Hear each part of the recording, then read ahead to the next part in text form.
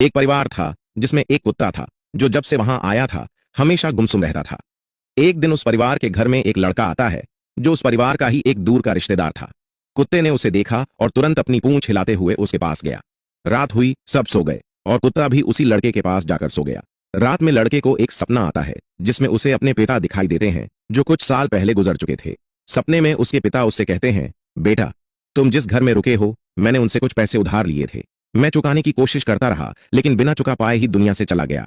अब मैं इस घर में कुत्ते के रूप में बंधा हुआ हूं। अगर तुम वह उधार चुका दो तो मुझे इस जीवन से मुक्ति मिल सकती है। सुबह उठकर लड़का उस परिवार से पूछता है कि क्या उसके पिता ने कभी उनसे कोई उधार लिया था। परिवार का मुखिया उसे बताता है कि उसके पिता उसके अच्छे दोस्त थे और वह उधार को भूल चुका है। लेकिन लड़का किसी तरह से उसे पैसे लौटा देता है और फिर अपने घर लौट जाता है। अगले ही दिन कुत्ता इस दुनिया से चला जाता है और उसकी आत्मा को इस बंधन से मुक्ति मिल जाती है। अगर आपको इस कहानी का संदेश समझ में आया हो तो कमेंट में गुड जरूर लिखें।